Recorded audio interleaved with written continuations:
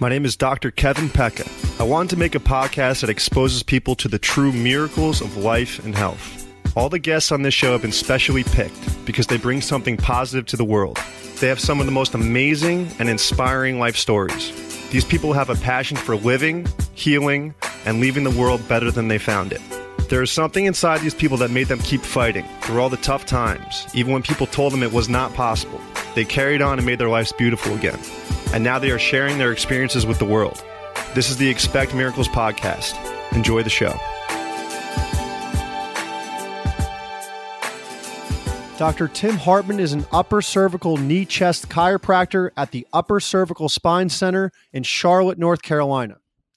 When Dr. Hartman was in high school, he suffered a devastating football injury.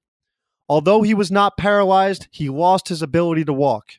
After the injury, Dr. Tim was not sure what to do. He lost his identity as an elite athlete and wasn't sure if he would ever be able to play sports again. Dr. Hartman was lucky enough to find chiropractic, and it completely saved his life and was able to continue playing sports. Now Dr. Tim is sharing his message of upper cervical chiropractic with the world. This is what it's all about. This is why we do what we do. Upper cervical chiropractic can save lives and help the body function to its optimal potential. Please welcome Dr. Tim Hartman. Today on the Expect Miracles podcast, we have an amazing guest, Dr. Tim Hartman. Dr. Tim, you're in South Carolina? Charlotte, North Carolina. Charlotte, North Carolina. Okay. And Dr. Tim is an upper cervical chiropractor. His life was saved by chiropractic. That's what the podcast is all about. He's got an incredible life story. He's on fire down there. He's very passionate about what he does, and it's exciting to have him on the podcast today. Dr. Tim, how you doing today? Man, I'm doing fantastic and super, super excited to be here. And I like that it's called Expect Miracles because, you know, every day is a miracle doing what we do. So I'm honored to be here. Absolutely. So I'm not sure how exactly we got connected, but I just kept seeing videos of you on Facebook, and you're just so passionate about what you do, and I was loving it. And so I'm excited to have you on today. And you have an incredible life story that I don't really know much about, but I'm excited to dive into. So, Tim, where are you from originally? I grew up I was born in New Jersey, but I was only there about 18 months. I just know the town, South Plainfield area. All right. So I guess that's like central Jersey. I miss the food up there for sure. And then was in Virginia for a few years, but I would call Raleigh, North Carolina, definitely my home base for sure. Love that. Beautiful. And what were you into growing up as a kid? Man, it was just sports, and pretty much more sports. That's all I knew as my life. Yeah. Which ones did you gravitate to most? Definitely soccer most of my life, and then got swindled into doing football because, not to sound too Garrett, soccer was almost too easy. We would just kill every team we played, so that got boring. And then football was definitely a new and exciting challenge. Friday Night Lights, baby. Friday night, man, there's nothing like it. Nothing like it. Even the college side, there's nothing like Friday Night Lights. And then football and basketball are really my go-tos, and I still play those today. So nice. And so you had a life-changing thing happen to you when you were 16. Still don't know what this is, but I'm very excited to hear about it. So, Tim, what happened when you were 16 that just changed the course of your life forever? For sure. And every time we do an orientation or explain the story, you know, this is why we get up in the morning. This is why we sacrifice everything, even for our families, because of what has happened to us. So we make sure it never happens to them. When I was 16, I was quarterback of the football team. I was rolling out for a pass and kind of had like a shoestring tackle on my foot. And then trying to break away, I got blindsided by a linebacker in the neck, having basically my head go past my legs to do, as we know, is called a hyperflexion. And felt this jolt go down my spine. Was able to finish the game, but the next morning, that's when my life changed forever. My back was in such severe spasm, literally couldn't walk. Couldn't walk the next day. Couldn't walk the next day. How frightened were you? Man, it's just, you don't know. All you know is sports your entire life, and to literally crawl to get out of bed was definitely surreal. You know, you get everything stripped away from you. So that's your identity at that age. Like that's what you do at that age. And when that gets taken away from you, you have zero idea who you are from that point on, because that's what you did and trained for your entire life. That's exactly it. I wasn't Tim Harman. I was the quarterback of the Wake Forest football team, right? Mm-hmm. So, yeah, that was tough. Typically a 10-minute routine. Take me to get to school. It took me 3 hours to get there. And first person I see is my quarterback coach, and he's asking me about yesterday's injury and how it went. And I'm basically standing. Were you down for a while or you just popped up? No, I was down for a few minutes and then I got up and it was like, you could definitely tell something wasn't right. Yeah. Something had like unlocked, but then that next morning, man, your body just goes into that protective mechanism and it was just Yeah. locked. Couldn't move it, couldn't twist it. When I was doing my thing, I was walking like a 90-year-old, like really close to the point where I needed a walker. Jeez.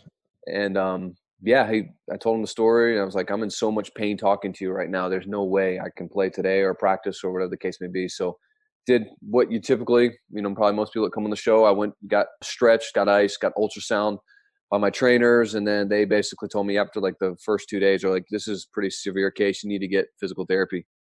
So I went to one of the really finest facilities in Raleigh, North Carolina, Athletic Performance Center. I was training next to NFL athletes, guys that were training to go D1 in football. And man, it was really cool to be with these guys. And I felt that hope, doing a lot of exercising, strengthening both sides, etc., biofreeze, all that stuff. And I was slowly like getting better. Like I did see results even after my 3 months of care there. I mean, I could get up to a very slight jog, which was like, wow, this is amazing, from walking like a 90-year-old. The hardest part where the story shifts is when I was gearing up for basketball season, I was hoping to play. I was shooting free throws and I went to stretch my legs and then boom, just right back to square one. I felt that that shocking sensation go down my entire spine, back locked up. On the free throw line? Yeah, on the free throw line. No, we weren't playing any games. We were just like shooting around. Okay. And man, I left the gym, lack of a better term, crawled out of there, just crying, bawling my eyes out, drive home. And the first person I see is my father. And he's asked me, son, what's going on? We were doing so great. And I said, Dad, I was like, basically the part that made me cry the most is, Dad, I'll never be able to make you proud again. Yeah. As a 16-year-old, that's all you know. That's your identity. That's how you can see even your relationship with your father. So that was definitely one of the lowest points in my life for sure. Fortunately, my father was a pastor and he still is. There was a chiropractor in our congregation and he's like, let's go check these people out. Never even heard of what a chiropractor was. We went there and he was showing me the x-rays, showing me where the issue was in my back, but it was really telling me it was coming from my neck, and had no idea what he was talking about, but trusted him. My dad had good results there. So we went, and first visit, definitely noticed a huge change. It was like, this is definitely weird. I wasn't walking or running. But my second visit, after the visit, I was like, I made more progress in 2 visits to this chiropractor than I did to 3 months of physical therapy. And I knew I was locked in. I mean, 16, Did you feel back after that second adjustment? Feel like you were back to your old self? Yeah, no, I mean, not 100%, but I was like, this is different. Like, this is it. Yeah, I've made more progress in 3 months. So, I was like, whoa, this is different. I feel clear. I feel like whatever God is telling me right now, that this is my passion. This is my mission. Forget everything else. Focus on getting great at this work. Yeah, I committed. I said, what do I need to do? What schools do I need to go to? What do I need to study? And I was shadowing him. I was helping him out. I mean, I was just all in, committed at 16. And it really helped me knowing what I knew then to know at 16, this is what I was going to be doing for the rest of my life. So that definitely kept me on a clear path. It's a beautiful thing. Yeah. One thing that made sense, went through our initial care plan, whatever the case. And I was like, even as a young age, without him, any education, it was like, it makes more sense for me to be proactive and not only go when I'm hurting. It just like made sense innately. I knew at 16, like, yeah, why wouldn't I stay in alignment as opposed to go back? And I was like, I'll never go back. Right. Yeah. Ended up going, getting a scholarship to play football at Campbell University, which is in Benson, just north of Raleigh. And then played there for a semester. Be honest, I hated it, man. Hated college football. I was getting sick. I was getting hurt. Go from the pretty boy QB to being the safety where just sacrifice your body and you're oh, man. for the team. I had a couple of my best friends play college football and their knees, their backs just shot. Yep. No, and I could tell that was the path I was going down. When you're clear, you recognize things that are good for you and are not so good for you. And pride sort of steps aside, right? Yeah. So I left there, went to UNC Charlotte without even visiting the school. I just committed and just took that leap. And, here we are having this interview today. So, yeah, I'm super blessed. Oh, I finished there. I went to Sherman College. Great school. Never been there, but heard it's a great school. Got to visit. Got to come down for a Lyceum or something like that. Ed and Neil would be glad to have you and welcome you with open arms, especially an upper cervical doc. I mean, yeah, definitely. So, Tim, that's interesting. The whole profession, it's just a great profession in general. I mean, if you're doing solid chiropractic work, you're getting results. But as we know, there is a specialty or niche within the chiropractic field that you and I both do. How did you get into upper cervical chiropractic? Yeah, great question. So believe it or not, speaking of Neil Cohen, he was the first one that introduced me. I got wrapped up into going to this thing. Before I was a chiropractic student, I was advised to go to something called Dynamic Essentials, or DE as it's known. Neil Cohen was there, went through a couple things. He's like, you got to try this knee chest stuff. So Neil Cohen gave me my first knee chest adjustment, and I had chiropractic up to that point, but man, it was like a different switch was lit off. Oh, absolutely. Yeah. I just, I got up, he adjusted me, and I literally felt this spark of light. I was like, whoa. And he was like, I just saw light. And he goes, yeah, that's when you're on the brainstem, that's what happens. And I got up. I mean, I was just so aware, like literally things felt like clear. High definition vision. That's exactly it, man. Yeah. One thing that I noticed too was, I was having this conversation with one of the docs. I'll never forget that, Dr. Austin Davis, awesome doc in San Francisco. I like our conversation. I felt so tuned in. Yeah. Like all this stuff that was going on, blah, blah. I could feel so dialed in and, it was clear and connected to where I was at. I felt present in the moment. And I was like, man, this is something different. That was my first introduction. I wasn't sold on it. I don't know why. Right. But through going to DE, I always kept going back. Like, I want to get knee chested. I want to get knee chested. Had x-rays done, everything done.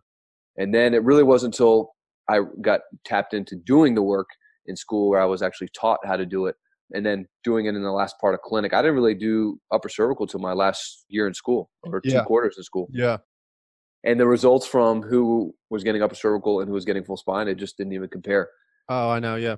And I was like, all right, when I commit to something, I commit to something. I don't look back. I don't say, oh, I could do this and, figure, whatever. It's like, all right, I got to commit this, forget everything else and move forward. And then being where I'm at, being blessed to be with Dr. Drury, learning knee chest, it's just been like, man, it's good. It's good when you commit, Yeah. Have you had any patients that had similar injuries to yourself? And because of the upper cervical world, you see a lot of interesting things, some serious stuff. What have you been seeing in your office over there? Yeah, great question, man. And I'm a pretty Christian faith person, so I call it God who's directing everyone our way. There was another 16-year-old boy who came in and he was struggling with TN, trigeminal neuralgia. Damn, 16 years old, huh? 16 years old, TN, man. And his only reason they knew to come to the office was they're from Hawaii. His grandmother had TN in her late 80s and is seeing a doc there, a Nuka doc. And then another, I think, not their mother, but uncle had TN and was seeing upper cervical care and was getting results. So they came in. Long story short, they found their way to our office.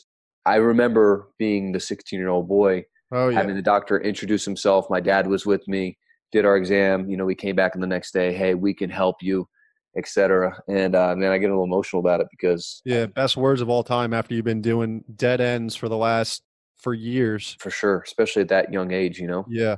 Her mom was there the first visit. Dad and mom came back the second visit, and I came out and I was just like, brought him in the consult room. I can help you. Went through everything. I adjusted him.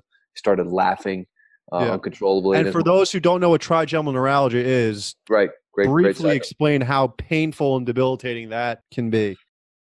I mean, it's nicknamed the suicide disease. I think medically they've diagnosed it as the second worst pain in the world. Just unexplainable pain. It's mostly like in the face. It could be anywhere. It could be all over the body. You never know when it's going to come, when it's going to hit, and you have no control over it. Yeah, so just to clarify, so TN, trigeminal neuralgia, is only in the face, right? It comes from those trigeminal branches. Fibromyalgia is everywhere.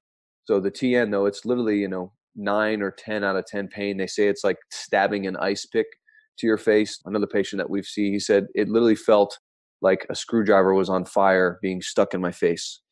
Some people say that I can't even go outside because the wind hurts it or aggravates it. So you talk about being grateful for just letting wind hit your face and not having it hurt you. It's crazy. And those people, you talk about lost hope. I mean, there's so many chat rooms in all these cities all over the world. And they're just, most of the people that are looking, they'll do whatever. But a lot of them have given up on themselves. Mm-hmm. And that's where it's really tough, where it's hard for us. And what's beautiful about the upper cervical work is we say holding is healing.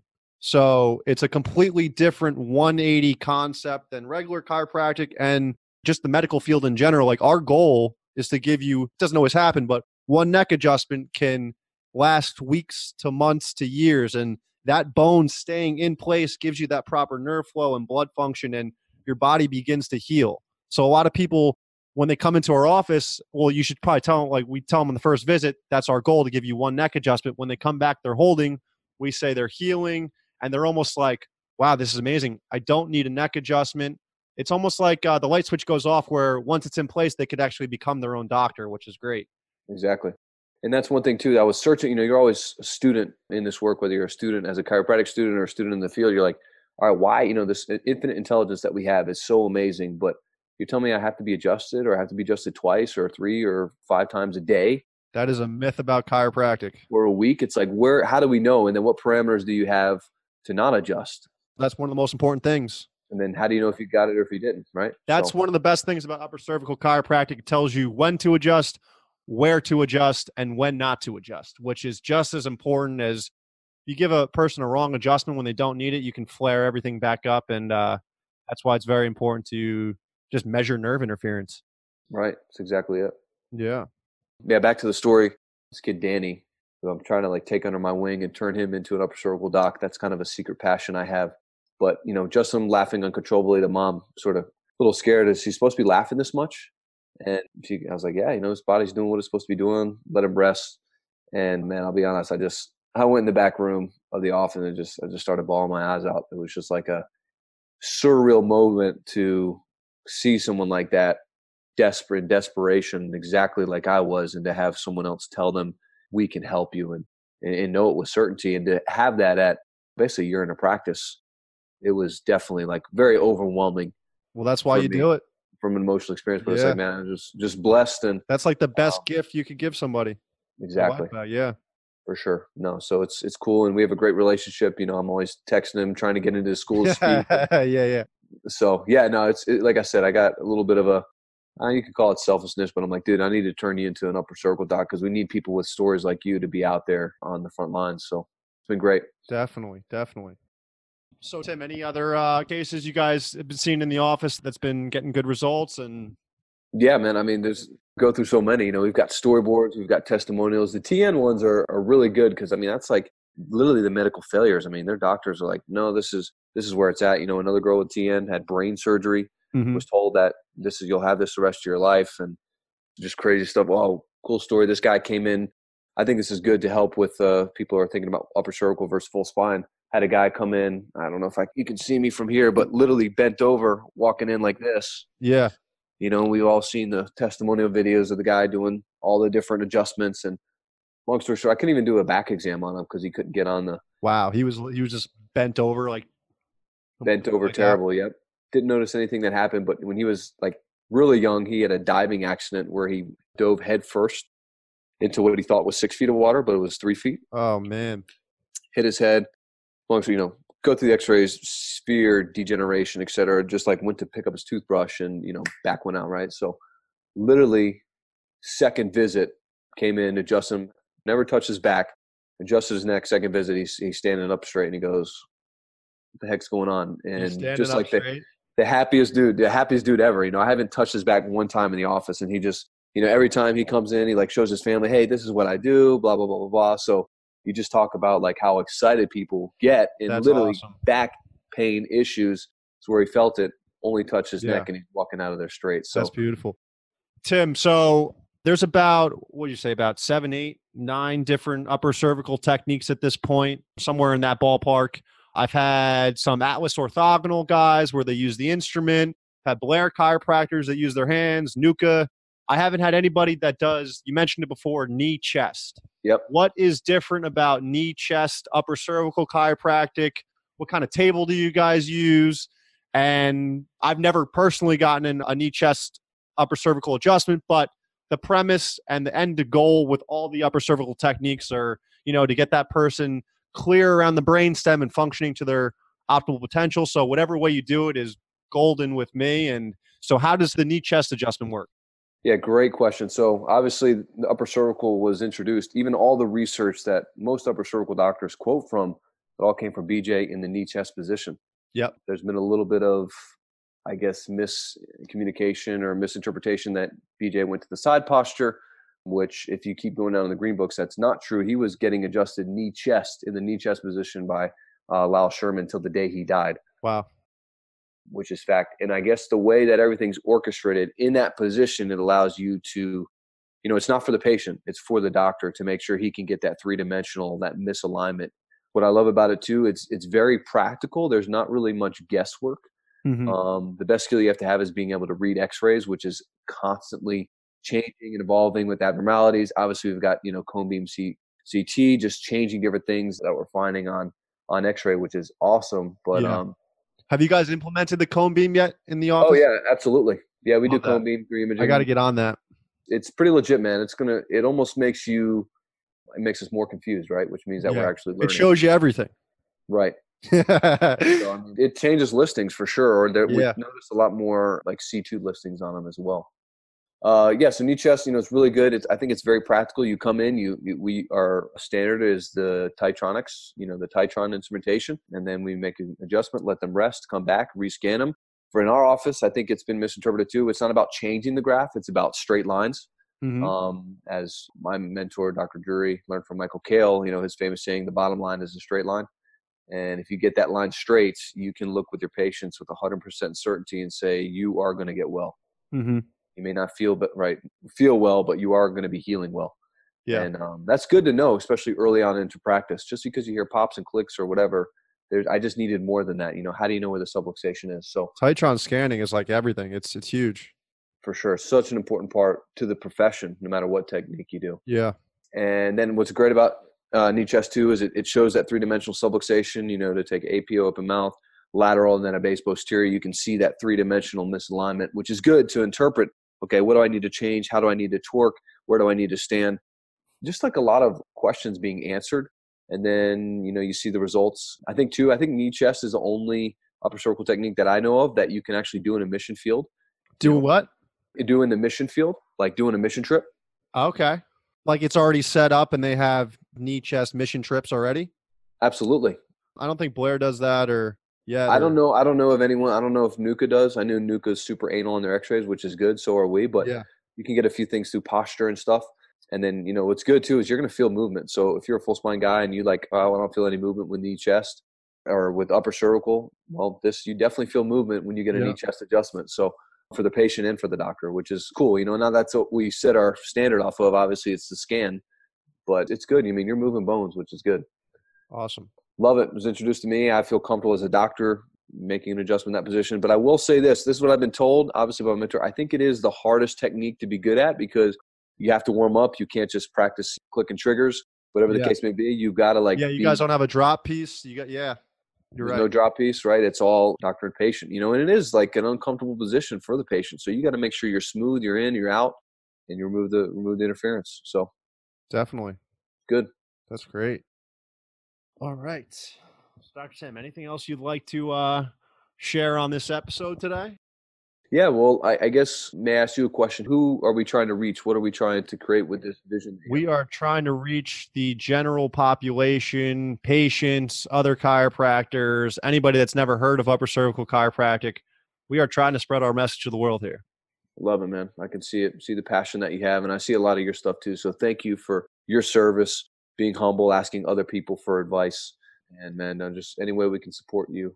Dr. Tim, what is one piece of advice you've taken with you over the years that has really resonated with you that you would like to just gift the audience? I think it's kind of tough. Just you got to trust the process. Be open to constructive criticism. As students, I'm guilty of it as well. We think we know everything. We think we got the greatest magic motion. Oh, this is the culture I'm going to create in the office, blah, blah, blah. And those thoughts still arise, but trust the people that have come before you, because they've sacrificed, I guarantee you, way more than you ever could imagine to allow you to practice this principle. So I always want the general population as well as other chiropractors and new chiropractors coming out in the field.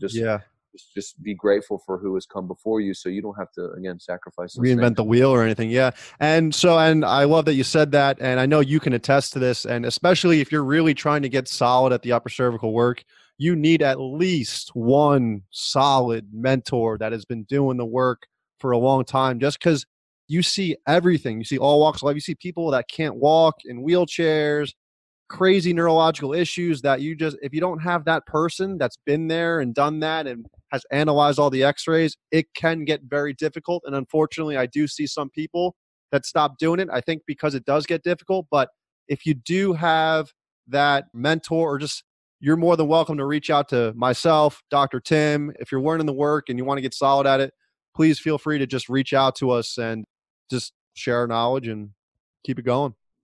That's absolutely it, Doc. All right, Tim. Thank you so much for coming on. It's a pleasure. Beautiful. Thanks, Doc. Thank you, everyone, for listening. If you enjoy the podcast, subscribe, give us 5 stars, and leave a review. It really helps boost the podcast and spread the good word. My chiropractic practice is located in West Orange, New Jersey at Montclair Upper Cervical Chiropractic. You can also find us on Facebook at Montclair Upper Cervical Chiropractic. All of my information is on my website at drkevinpecca.com, drkevinpecca.com. You can subscribe to my YouTube channel at Dr. Kevin Pecca for podcast episodes, patient testimonials, and educational videos. I have daily affirmations and inspirational quotes on Instagram at Easel Affirmations, EASEL Affirmations. And if you have any questions, feel free to email me at drkevinpecca@gmail.com, drkevinpecca@gmail.com. Thank you, everyone, and have a great day. Cheers.